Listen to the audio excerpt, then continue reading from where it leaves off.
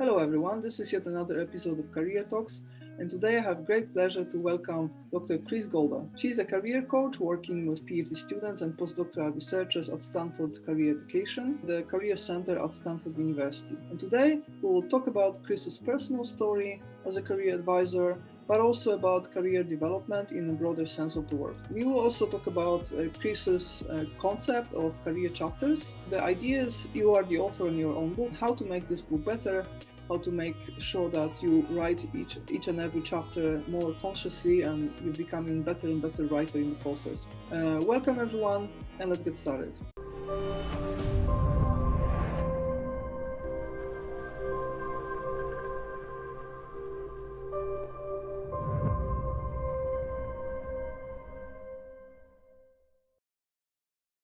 Thank you so much, Chris, for joining us today, for taking the time to talk about your work and your outlook at the job market for PhDs. Thank you so much for being here with us. And I'd like to ask you first about your story. So I know that you have very long career story behind, like great career in your resume, very impressive. But maybe you could tell us a little bit about the things that are hard to find on LinkedIn or in your bio. So all these like milestones during your career that were like defining moments that actually decided after all like about what you're doing today. Well, first of all, I want to say thank you so much for having me. This is really a treat. This is my first podcast, so I'm very excited to be here, and I was really appreciating the invitation. And it's very exciting to think about something in a global context. So I'm really interested in that.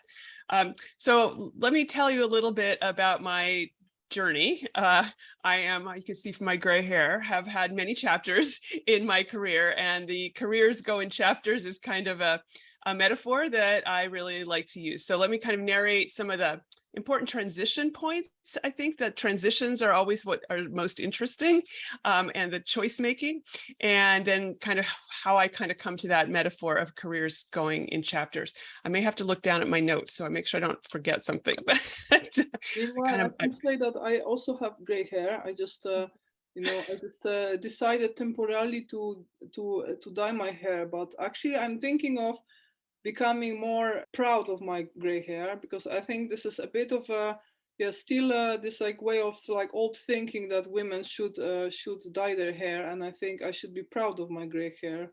So well, I would encourage you to join that camp. I've never colored my hair, and just let it go. So I figure every one of those gray hairs is well earned, either by genetics or by life experience. So, and just the natural process. I think in the pandemic, a lot of people who didn't know how to stop coloring their hair, a lot of women used that opportunity of lockdown to just make that transition when no one could see you. So that I think that proved that way for a lot of women that I know. It's a sign of might and wisdom, I think. So that's how I look at it. So there you go. It's certainly how we always interpret it with men, isn't it? So I think you're right. There's a very gendered aspect to that. But it also speaks to how sometimes in certain settings that we travel in, particularly in employment spaces, there are these biases that are still built in about when you're too old to do things. So I appreciate that people are responding to a lot of different social cues when they color their hair. Maybe we'll pick up the story when I started going to graduate school. So I went to graduate school in my 30s. So I had some career chapters before that, but I pursued my PhD at Stanford in the School of Education, in the study of higher education. And I have always in my life worked in colleges and universities, always in the US context. But I've been fascinated, and my father was a professor also. And so I've always just been fascinated by them as organizations. They're very interesting. And I enjoy the study of them and thinking about students. I think probably partly it comes from the fact that I really did not like high school, was very unhappy like many adolescents. But when I got to college, I really feel like I blossomed and made great friends. So it was such a wonderful environment that I never left. And so that's what I've really always done. So I came to graduate school to really deepen that study at Stanford. And I graduated in 1996. And as I was kind of hitting that last year, I think I'd always thought I would go back to university administration, and that was what I had thought I would do. But everyone around me was applying for faculty jobs. So I think I got swept up, as many people do, in that norm. And I applied and I received one job offer at the University of Wisconsin-Madison. So I took that job, and I think I took that not necessarily because it was the best choice for me, but nor maybe one that I had really deeply thought about, but because that was what everyone was doing. It really proved to be a bad choice. I was not successful in this role. I was very lonely. I don't love research enough to be really focused on research as much as was expected at that institutional context. I love having research be maybe like 10 to 20% of my life or my professional life, but not, 80 to 120, as it seemed to be the expectation there. And I think my colleagues recognized that as well. And so at my fourth year review, they sort of basically said, thank you for playing, game over. As a friend of mine, my first experience with a Silicon Valley reframe said, but that's so interesting. When you get fired in academia, you get 50 more weeks notice than in the real world. We get 2 weeks notice and you got a year. So how interesting is that? And that really helped me to do a reframe and think about this as an opportunity to think about where I wanted to go next. And the place I ended up next was returning back to California and working at an organization called the Carnegie Foundation for the Advancement of Teaching, which was launching a research and action project on the reform of doctoral education. And that was really where my research had been. And so in a lot of ways, I was the perfect person in America for this job, and this was the perfect job for me. So it was a very happy marriage that largely came because simply people I knew that I was looking, and I was kind of in the right circles. And but we always knew that that job was time limited. It was a grant funded project. The way the foundation worked is you came in, you worked on the project, and then when it was over, you moved on.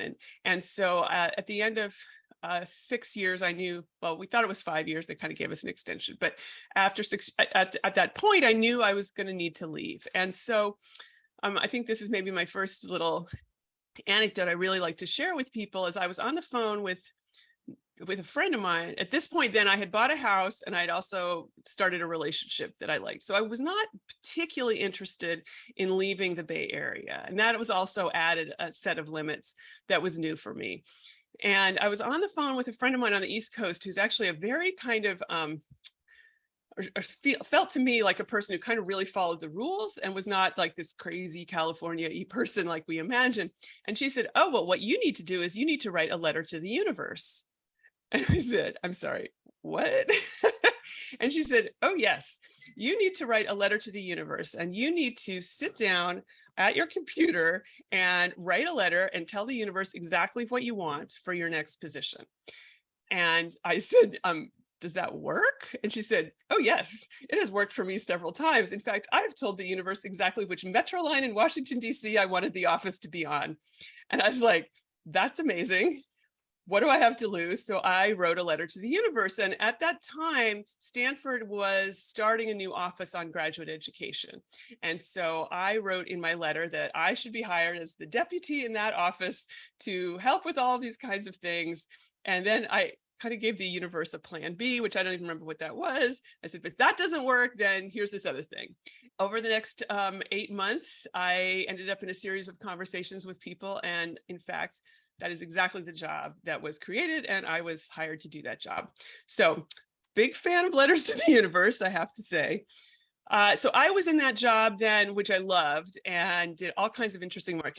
You pausing, go ahead. It kind of gives me a bit of a flavor of the secret, the law of attraction. Do you see the association between the two? Because like, I know that, the law of attraction has like, its fans and anti-fans. So can you comment on this? I'm not totally familiar with the law of attraction, but I have thought a lot about why do letters to the universe work? And I think there is something that is also about articulating clearly for yourself what it is that you want, and then saying it out loud. And that, I think, gives you permission and the practice of then telling lots of people. Because I think once you articulate it for yourself, which is the hard part, and then making it public, which is another hard part, even if it's just to the universe, I mean, I think that really changes one's outlook. I have also been on panels with people where I've described this, who describe something very similar, but from a very religious or spiritual base.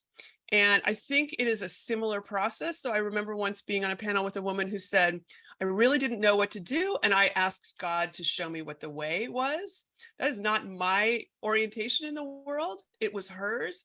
But I think she told a very similar story. So I think that whatever the belief structure of the world that you operate in, I think that there really is power in articulating what it is that you want. Ontology of value, we help professionals with developing their potential, building value, and navigating towards their dream careers. We offer intensive career orientation courses combining self-discovery with practical information about the job market. We also work on our own educational materials such as books and self-navigation manuals. Our new tool, the Ontology of Value test, will help you discover what your natural way of creating value in the job market is and which working environment fits you best. If you'd like to stay in touch with us and receive monthly updates, please subscribe to the newsletter.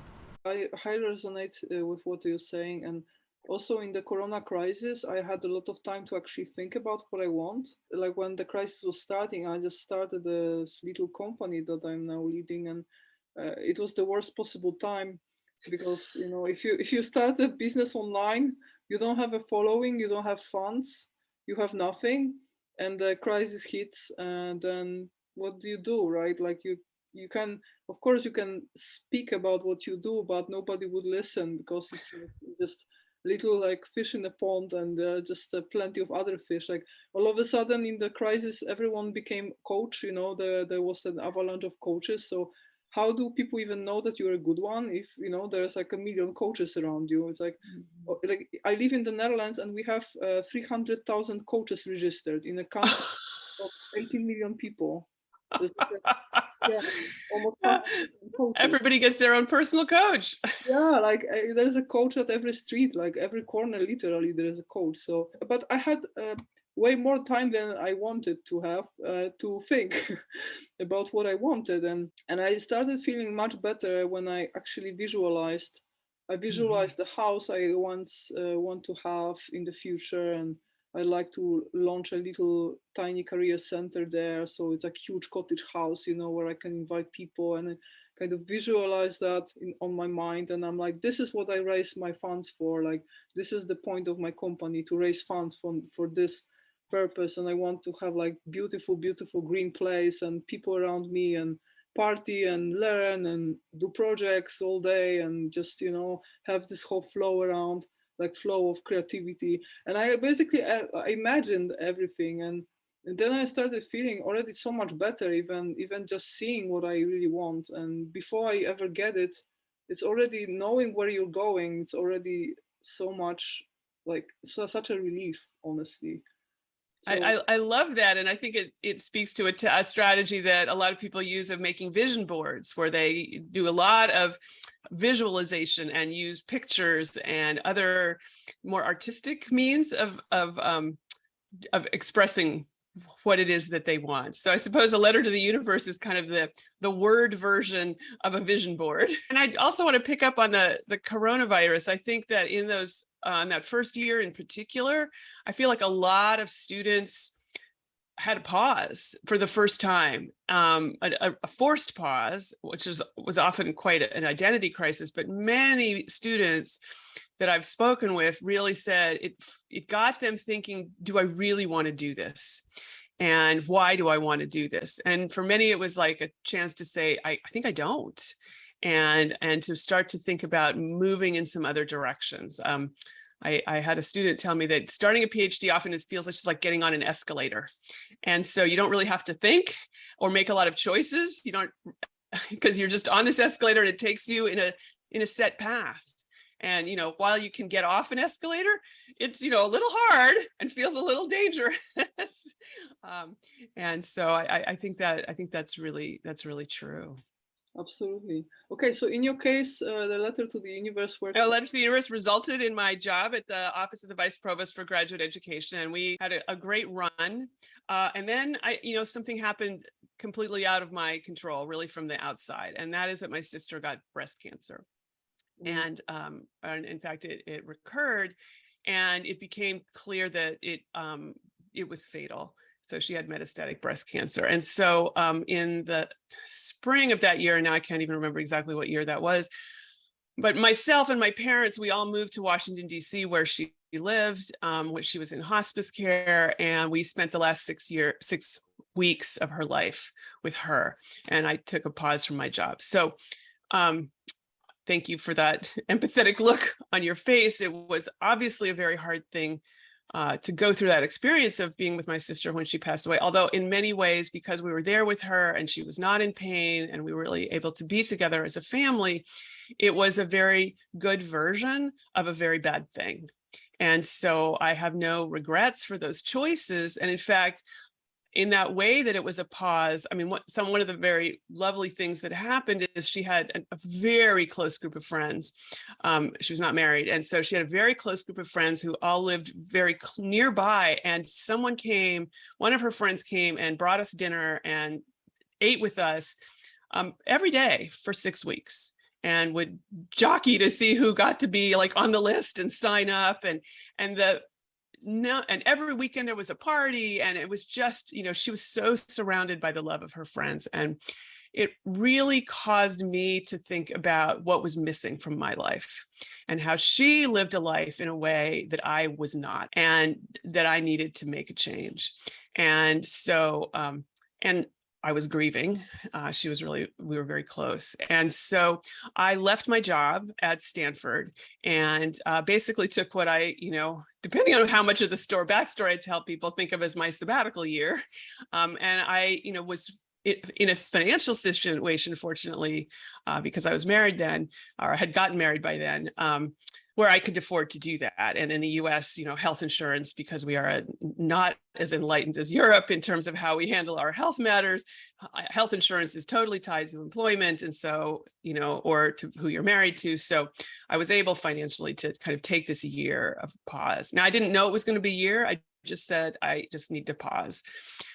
And so that was, and I remember talking to one of my sister's friends and saying, okay, and during this pause period, I'm going to do this and this and this and this. And she looked at me, she goes, or you could do less. And I was like, it just was such a, such that treadmill of professional production. And so I really worked to do less and to walk my dog and sleep in and garden and did some writing and whatever the things were that I spent my time. And about 8 months into that, I was having coffee with a student that I knew pretty well. And we were talking. And I said, at this point, I was starting to feel like I was kind of ready to go back to work and wasn't sure what was next. And she said, well, I heard you give that talk. You should write a letter to the universe. And I was like, dang it. Here's a student telling me to take my own medicine. So, and she was also doing a transition. So we decided to both write letters to the universe. And so we did that.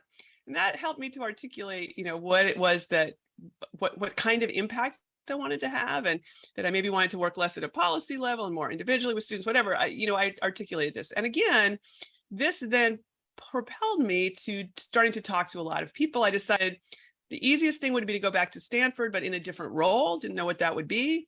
But that was like enough change to hold one thing constant, if that would be possible. And around that time, the Career Center was reorganizing itself and decided to have a whole team dedicated to PhDs and postdocs. And one of my colleagues, actually who I knew, called me and said, this position is going to be open and they've told me I can tell you right away and you should apply. And so I was hired to be and that's what happened. And so I was hired to be on the PhD postdoc team. And when I look back on that letter to the universe, again, I think that what happened and where I am now very much aligned with what it was I articulated. So that is kind of my career journey, and that's where I am now. So this really got me thinking about these letters to, careers going in chapters as a metaphor. So I can walk you through why I think that's a great metaphor. So I really have started to think that careers go in chapters. As I look back on my life, there were just a lot of quite distinct jobs that I did, some before graduate school, which we haven't bothered to narrate here. And so I really started thinking that for me, thinking of your life as a book with chapters was a really helpful way of thinking about it. So for a couple reasons. One, you are the author of your own story. And that means that you have choices to make. And now, obviously, that is a part of the privilege of living in a first world country, of being highly educated, of coming from a middle-class background. I mean, certainly all of those things give me and the students that I usually work with, those kinds of tools to author their own story. So I don't want to say that every single person has that equal access to that, but I do think that the people who are maybe your podcast listeners and the students that I work with, we mostly have that opportunity to author our own story. Secondly, each career chapter is not a permanent choice. And a lot of the students I work with come to graduate school and maybe even through their postdoc are imagining they want to be faculty members. It's a very common in the United States, and it's all driving towards that one career goal. And that's a career goal that feels like it's a one-time choice. You do it, you get it, and you do it for the rest of your life. And so this idea that for most of the rest of us in the whole world, that's not the case. That in fact, you will probably do several different jobs. People have numbers for the 7, 14, whatever the number is, it's some average. You will do a lot of different ones. And so whatever choice you make is not a permanent choice. And I think that's a very liberating idea. And I think that kind of resonates with that notion of chapters. And, and there's all these other things about chapters, like, you kind of may have a predictable plot, but then suddenly something changes from the outside. And so what propels the movement between chapters might be at the end of the chapter, it's like, oh no, her sister has cancer, dun, dun, dun, end of chapter, next chapter, right? So you don't know how a chapter might end, whether it will have a happy ending or a sudden cliffhanger or something that comes in from the outside. I think another part of this metaphor is that for many of us, we can't see the real story of someone else's life. We see things like their CV, and that shows us just, you started this lovely by saying of me, you have this very successful career, you've done all these amazing things, but that's, the bio that I sent you, that's the very classic, CVs of success, right? We put the markers of success organized in ways that are how we kind of see that professional, that just the top surface, but we don't see the real story. And so I think often we look at people, we think that their career kind of goes in like a trajectory like this, just a straight upward line. And what we don't see is that it really looks like this. And all we're doing is we're connecting a few dots, and we're making a graph where we're connecting only a very few points. And if you picked a lot of other points, this graph, this line, whatever this, when time is here, whatever this is this success, is this, whatever the vertical dimension is, but we don't see that. And so I think that thinking about your career and your life as a book gets you that much deeper notion of that. I was thinking about this metaphor, and I thought maybe most people, when they look at your career, they only skim through the titles of the chapters, and they don't see the intricacies That's a really great way of thinking about that analogy, right? It's like trying to read a book by looking at the table of contents. That tells you almost nothing about the book. That's a perfect extension of that analogy. Yes. I think another thing I like about it is that for all of us, there are still unwritten chapters. So we don't know yet what's to come. And so that's both exciting and thrilling. And for some people, that's quite liberating, because it means, for example, your first job is not your last job. It is, just a step. And so I think that also kind of lowers the stakes sometimes on decision making when you realize it's just, a first date, or it's just it's a smaller step. And then, the last part of it is, I think that, chapters have themes. And so, don't think that you need to do every single thing that you want to accomplish in your life right away in that first chapter.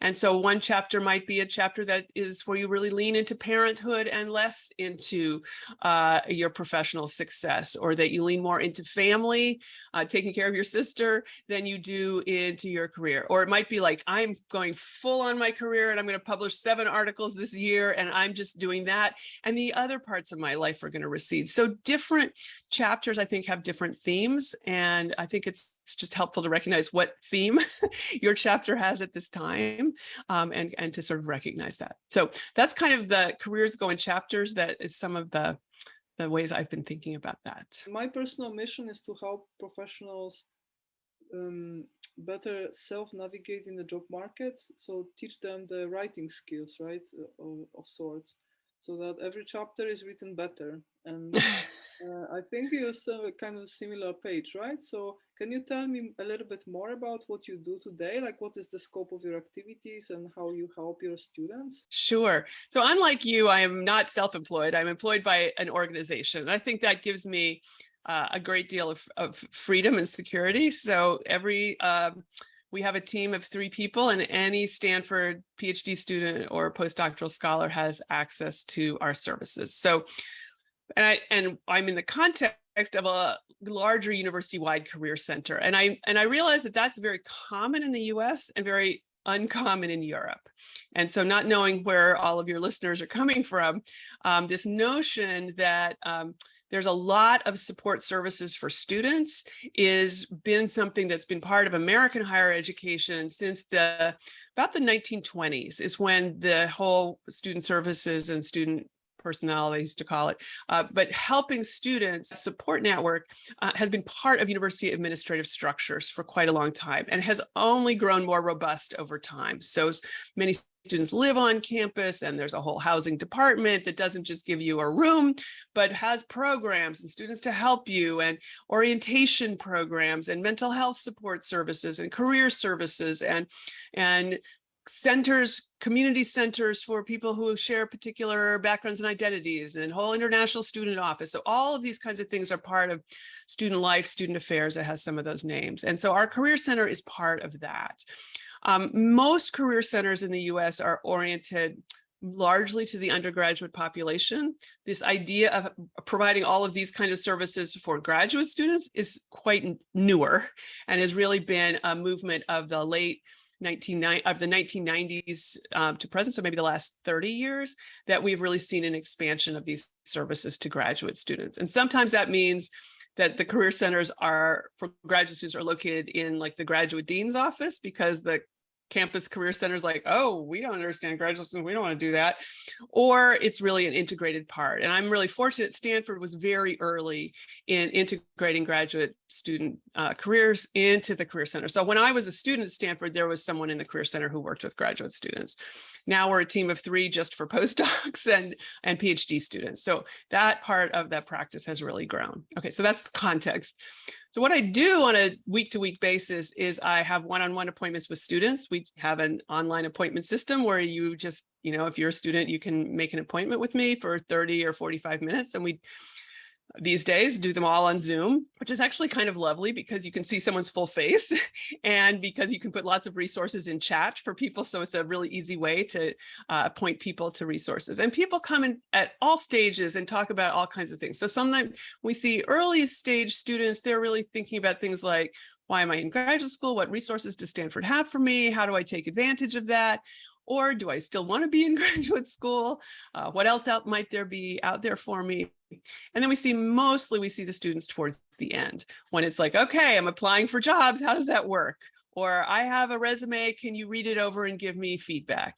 I work a lot with the students actually who are applying for faculty positions, and I run a boot camp once a year, and I do a lot of reading of people's research, teaching, and diversity statements, cover letters, CVs, helping them with negotiation, all of that kind of thing. So that is kind of what I do day to day there. And we do programs, we do workshops on, some of these kind of topics as well. Awesome. Actually, here in Europe, I think we are a bit behind, because this culture of helping students move out of academia and also develop career-wise, I think it started just recently. So yeah, when I was, that's my impression as well. Yes.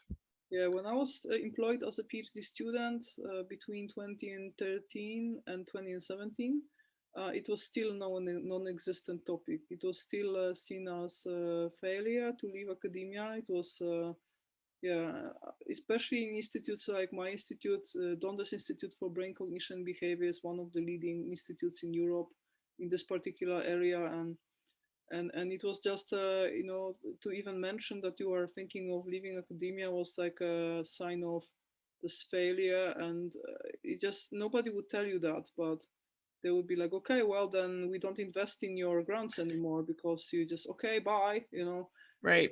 Yeah. I think we still have a lot of that culture in the US as well. I think there's, a lot of efforts to combat that culture, but I think we still need to do that. And sometimes one of the things I was thinking the other day is I actually had a really nice session talking about career diversity with the students and some faculty in a particular department that I won't name. And the department chair came, so that was great. And we were talking afterwards, and she said she was very supportive of all of this. And not 2 weeks later, I had lunch with a student I knew pretty well. And she said, oh my God, I just had a meeting with my advisor and was telling her that I wanted to go, definitely not have an academic job. And she said it was my moral obligation to apply for a faculty position because of how much has been invested in me. And I was like, oh my God, that is like a very huge thing to say to someone. And it was the same faculty member. And so who I had just had this lovely conversation about career diversity with. And so what I realized is people can hold those two thoughts in their head at the same time. And I realized it was kind of like when we say here in the United States, for example, I'm so glad that there are community colleges for the students who want to work in vocations and, stretch themselves or do kinds of things or aren't ready for college. I'm so glad there's community colleges. But I want my kid to go to Harvard. And so they can hold those same thoughts, like my kid would never go to community college, but it should be available. And so I think that's part of one of the stages of this culture change is from it's absolutely a bad thing to it's an okay thing for some students. And we should have that, but not maybe my advisee. And so, of course, those individual students can feel that quite pointedly. Well, I was grown up in Poland, and I also I have a feeling that I know where it comes from. So we are kind of unsure in which direction the job market goes in the future. Like we live in the times of great uncertainty. So I think in such times, like people go for brands. So the better brand you have on your CV, the more door it opens. So it's like a heuristics, and like parents will always want the best for their kids. So if they ever have a chance to put that stamp of Stanford on the absolutely, they would just do it. I would do the same, honestly. Yeah. If I had kids, I would push them like by force to go to Stanford or any other like Ivy League university if only I had the chance. So yeah, absolutely. I see how this behavior comes about. And actually, I have a question related to the fact that you are working at Stanford with all these brilliant students. And I was wondering, for a career advisor, the fact that you work with one of the most talented students in the world, does it actually make it easier or harder to help them? Because I can see in many ways it could get easier, but also in many ways it could get harder. Maybe they don't admit their problems, maybe, yeah. So how do you see that? Well, it's a really great question. And it's always a little hard to have the comparative frame if you haven't actually been someplace with a different, so if you can't make the comparison yourself. So this is a somewhat speculative answer based not on my own experience, because I've only ever worked at Stanford in the career space, but just sort of thinking about what I hear from some of my colleagues. So in some ways, I think it's very similar to most because the universities that have PhD students that have postdocs is a pretty small piece of the whole American higher education system. So, and I sometimes draw it as a little pyramid because we think so much about prestige. And so there's, in the United States, about over 4,000 colleges and universities. Half of them are community colleges, and only 300 of them, a very small percentage, are these major research universities where you will find PhD students and postdocs. And so I think for my colleagues who work with undergraduates, working with Stanford undergraduates is very different from working with undergraduates at other kinds of colleges and universities. But in the PhD space, we tend to be working, with PhD students and postdocs who are a pretty already very selected and refined and very small part of the whole, student population. And so in that regard, I think Stanford is maybe not so much different from other places. So, but I think, when people make those changes, there's for a lot of individuals, there's a lot of identity work. And I think that's one of the things that's both interesting and challenging. It was helping people through those transitions of identity. And if you stop thinking that I am my PhD, but the PhD is part of who I am, which I will never lose, but it might not be front and center in my daily work. That's our interesting transitions for people to work through. Right. Well, I also don't have much comparison, but actually my sister works at Stanford, so I actually at some time, yeah, she's a postdoctoral researcher in the School of Medicine, and she, I can tell like she is more, she feels more pressure than before. And before she was a PhD student at Cambridge, UK, so it was also, I would say, high stakes environment, but I think she was never as much concerned with her like work and like focus on work as now. So I can see that it's like a high pressure environment, and people are like, they know how high the stakes are, they know how much competition they have, and I think it really, and it's hard to actually, I mean, I think she's stress resistant by nature. I think it's hard to convince her that she should go like stay out like over working hours just because you know, it's better to take care of her experiments, put extra hours. Like she never did that before, so, so like I can see that there is some, yeah, some maybe peer pressure. Maybe it's not, maybe it's more of like a psychological effect that, okay, this is the top of the world, like you cannot get any higher than this, so you better step up your game and just make sure that you're like not below the average here, and the average is quite high, so right. And it's very hard for everyone to be above average, and it does turn into a bit of an arms race. Yeah. And yeah, I recently was moderating a panel of people who are working in management working in consulting, and there's a lot of, you know, understanding that consulting expects lots of hours. And so one of the audience members asked a question about work-life balance, and one of the people said, you know, remember, work-life balance isn't something you find. Work-life balance is something you build. And so you need to figure out who you are, what part of your life your professional work is. And if you work less or less hard, it might mean you don't progress as quickly, but maybe you have this different balance. Maybe let me ask you this question. In your career at Stanford, in your like, especially career advisory career, what were your biggest surprises, or like what were the worst you encountered so far? Or maybe one case that you remember, some person that you surprised you, or anything that went particularly well or particularly wrong? That's such an interesting question. I mean, I came to this work with a deep understanding of graduate education and very little background in counseling and coaching.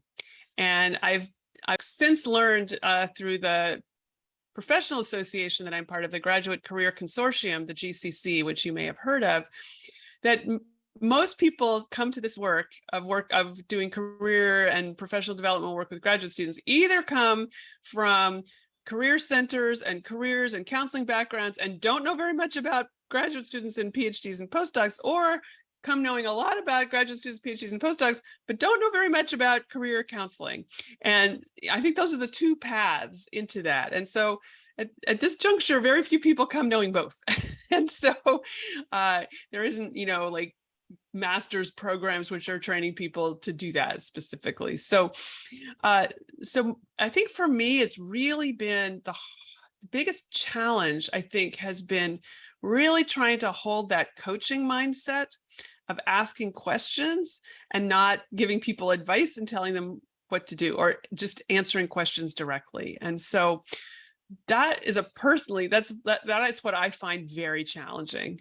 You know, when someone says, give me feedback on my resume, you know, then I can sort of give them some feedback on their resume, but always trying to start with those questions like, well, what do you think you're doing well? Or where do you think the challenges are? Or, you know, who might you talk with next? What have you thought about this? What are some of the ideas that you have? Because they often say, well, what areas of, I don't know what I don't know. What other areas are there out there for me? And so to just step back and say, well, what kinds of things have caught your eye?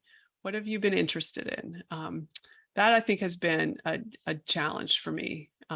and a growth area for me. So you can Right. get older, but there's always still growth areas out Absolutely. there. Probably it's like Pushing also challenging because it's such an international environment, right? Like almost every person is from a different culture. They have different ways of expressing themselves, and it's so hard sometimes to pull information from, like, especially, yeah, there are some cultures in which it's just not seen well to talk about your emotions at all, like at work. Yeah. So it's probably hard to pull Yes. problems out of these people, right?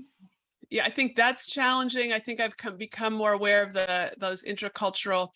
When I work with students who are not from the US who are applying, for example, for faculty jobs in the US and need to write research statements and cover letters where they really talk about how wonderful they are. And in many cultures, that is not a way. We are very braggy in the US.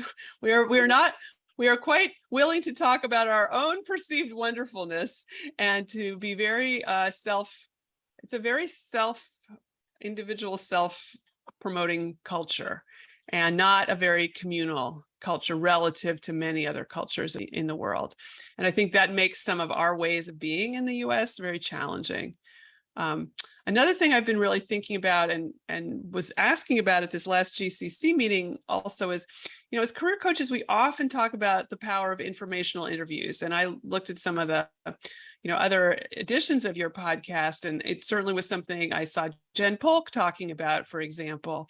And I think that is very common in the US. And I've definitely had people ask me, well, I want to go back to Europe, for example. Do people even know what an informational interview is in Europe? And I think that that's kind of the answer that I've gotten as I've asked that question also. And so I think that we also need to remember that some of the cultural norms about how to look for work are different. I believe that if you just strip away the title, informational interview, and just say, I'd love to have a conversation with you about what you do and what advice you might have for me, I suspect that talking about yourself and giving advice is a fairly universally interesting thing to do. That might just be a human thing that people are willing to do that. But we need to remember that in other cultures, that's not so understood. And so you have to decode that a little bit and approach that a little bit more gently, and recognize that you just may get fewer people willing to do that than is the case in North America. I've also come to understand that career paths are maybe a little bit more rigidly set and more credential based in Europe than they are in the US. And so I've been working for a while with a student who's from a humanities discipline who's living in Berlin, and he's trying to make a pivot, but realizing that and wants to stay in Germany, that in a German context, to just be like, well, I got my degree in this, but that's okay, I can move over here, that is a less common in Europe, and thus makes some of those kinds of more dramatic shifts more challenging. And because it's just not recognized, and there's this real expectation of tying to credentials. And so that's been learning for me for sure. And so I also just want to acknowledge that, we may make some ideas about what works in the US, then we need to be cautious about translating those to other national contexts. If I can add something to it, I think to your comments about networking, absolutely, I couldn't agree more. And I think here in Europe, it's like people tend to go in one of two very different directions. It's either that they become specialists and they are almost invisible online. They don't put any attention into active networking, and they only do it once they are in a need, which is already too late. So once they are in bad need for a job, they all of a sudden they're like, is there anyone I know whom I could ask a question? And then there's nobody, because they never cared in their life to make connections. So obviously they don't have any network. Or they basically invest in their personal brand, connections, network, and they become these the figures that are everywhere online, but there's no substance in it. They don't have any craft. So you start interacting with them, and then there is like you try to dig deeper and there is nothing underneath. It's just a facade, and then there's networking only. So I even on this podcast, I think it happened to me a few times that I invited someone just because I like their social media activity and started digging deeper. Okay, so what do you do? How does your work look? And then I couldn't really find anything extra. I already learned everything from social media. There was nothing else. That's it. That's their life. And so, but it's like the most valuable is something in between, that you actually have a substance, you have your craft, you have your like contribution, and then you choose to network and communicate it to the outer world. But I think we are like too much like in either one direction or another. So I think we are not very good with balancing the two. So I think this is a difference, because I think Americans are better at this, like honestly. And that's one. And secondly, I agree with you that I think Europe is still more like principle in terms of treating talent and credentials. I agree with that. And we don't have that American dream, right? Like, so we don't have those like ways of leapfrogging the whole process, and just because you meet the right person at the right time and then they see a potential in you, all of a sudden you become head of the department at Samsung. Like, there's no things like that. You just you have to like kind of sweat all the way. And once in a while you can jump over little, like one little threshold, maybe if you're lucky here and there. But it's not that you will just become successful overnight just because you made one smart move and all of a sudden someone saw your potential. So I totally agree that sometimes I would like to see it more, that people actually are given opportunity just based on sheer talent that they clearly have, instead of being pushed into that machine first. Okay, first just spend 10 years behind the desk and then maybe we give you a chance. So yeah, I agree with that. Absolutely. Yeah. I mean, I'm not sure in the US how much leapfrogging there is, but it is I think we do want to really see a place where people can just get in the door. And I think sometimes for PhDs, there's really this struggle about saying, I don't need a PhD to do that job. And I think that's true. And so I think they're like, well, why should I take that job when if I could have gotten that job with a master's degree or a bachelor's degree? What did I just invest all those 6 years in?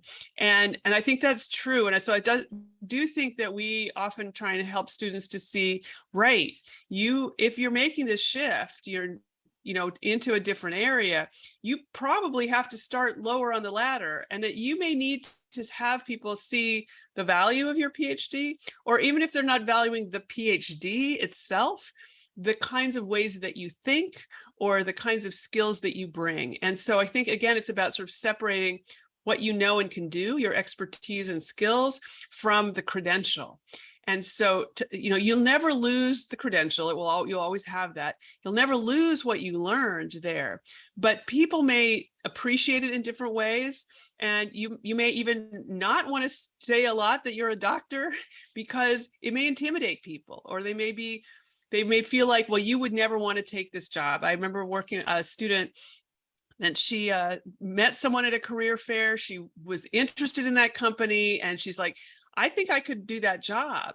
And they said, no, you're overqualified. And she's like, no, I think there's a lot I don't know. I would like you to start me here because I could get in. And even though, I may have more skills, let me try that job and learn all the things I don't know. And then, she has moved up from there. But it, sort of like, what's your right slot based on what your degree is? That's a complicated thing. And when you're moving domains, intellectual domains, it is often the case that you're starting at lower. Now, we believe that you may then progress more quickly than someone who doesn't have more extensive background that you do. But that's about proving your worth, in the job, and bringing to bear then the judgment that you've learned, or the ability to teach yourself, and the creativity and the problem solving, the ability to manage up, and all those things that, just the sheer persistence and hard work, that are all the things you kind of learn along the way as a PhD student. But there is not this, easy one-to-one match often, particularly when you're kind of hopping domains. Yeah, actually, I like to compare this to bilingual children, because when you step out of your academic career, you have to learn a new language.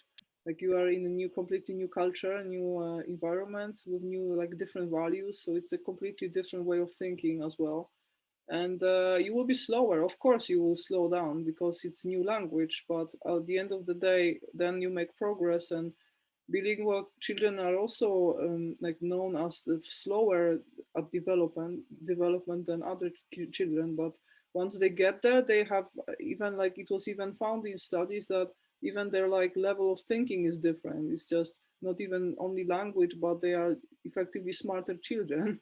So you eventually you will benefit, but you have to be patient. That's yeah. Absolutely great. So is there any like general career advice that you would like to just toward the end of this episode, is there anything else that you would like to share with our viewers?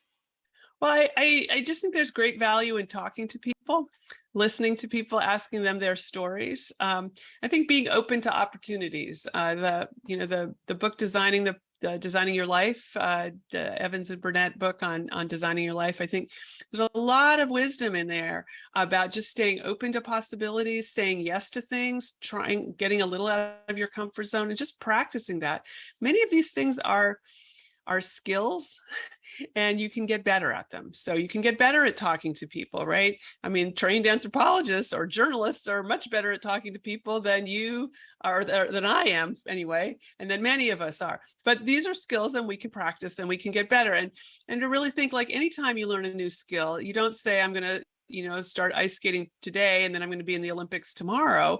You get better at it. You practice, you try, you fall over, you figure out what you want to do differently, and you just keep trying. You do the same thing in your science. And so, thinking about where you want to go, it's a research project. It's a little research project. And so thinking about these as little research projects on yourself often, is an easier way to think about it. And I try not to use that word networking. I think it's about making connections, and it's building your community and your base of people. And people in general like to help each other. I think we see that. And so, be open to that, and then give that back, do that reciprocally, right? So there's a lot of reciprocity in this, even if it's not a one-to-one reciprocity, it's a community-wide reciprocity, right? So we help others, and, it's that spirit of generosity that I think is also an openness and willing to talk about things. So I'm not sure that's just a bunch of advice. Okay, amazing. Thank you so much, Chris. There's so much wisdom in just one episode. I love it. Yeah, I love it. I love the chapter's metaphor and all you said about career development. I hope to talk to you sometime in the future, perhaps even in person. If you would be willing to go to coffee. I would be delighted. I understand you're going to be out in our way. Maybe you'll be able to see your sister, which sounds like that would be amazing. And amazing, yeah. And if you, I will be around. So I deeply hope that we meet. Absolutely, I would love that. That would be just terrific, because you're doing lots of really interesting things. So I'm eager to hear more about what you're doing. Yes, next time. So many things. I don't know if you see these shadows here, but I sleep because I'm a solopreneur, so I do a lot of very interesting projects with very interesting people, and I never, it's like it's not a limited hours, so you never know what happens next. Like today, like yesterday I was doing some webinar together with a friend of mine who is she has a writing academy for researchers, so I was helping her with a webinar, and one of the participants in the webinar, he poked me today because he has a business. He's basically making illustrations for research purposes for academic journals, and he has perfect skills, like very top-notch skills in making beautiful illustrations, but he lives in Iran, so he has no contacts, and he was like, we can make a worldwide business out of it. It's just, I need your network and my skills, and we will be millionaires. I was like, okay, yeah, tell me more. And so that was how my day today started. Wow. I spent an hour talking to this ambitious young man from Iran, but he's a really good artist, I have to say. but like he knows nothing about business development and he has no network in academia. So I have to spend a lot of time helping him. But I admire his ambition and I think he has talent. So I hope he will succeed. But that was like how my day started. I was like, wow. Maniac actually started writing to me, and we started like brainstorming how to flood the world with this art. And basically that was the start of the day. And then it was only like meetings, all kind of ideas, all kind of projects. I'm also working on a project for startups actually, because for the last 5 years I was occupied with developing tools for helping professionals find the right path to basically better like figure out where they fit mentally and which working environment they fit mentally, like, and how they naturally create value. And I developed a test to test that, and etc. So I was basically doing this like one-on-one match, like there's a person, there's an employer, and how to match them well. And now I'm working on like second layer problem, which is like how to make a team work well together. So how to work out a synergistic team. And so many, like 65% of all startups, like high potential startups, fail just because the co-founders argue with each other.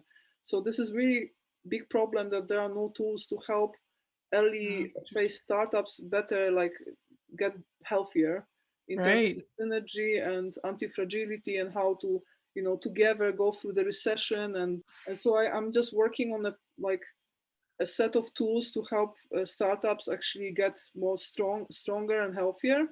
So cool. It's something that also I'm interested in. Like in the Bay Area, I will be going to every possible meetup, talking to every possible startup and every possible investor, because I want to finish this method that I was working on for a long time now. And that's going to be super fascinating, because this is the best place in the world to discuss this kind of topics. And oh my God, how exciting. Yes, it's absolutely amazing. And the place I'm going to live in, Rainbow Mansion. Oh my God, that was so interesting looking at that. Yeah, I'm so lucky. I'm so lucky.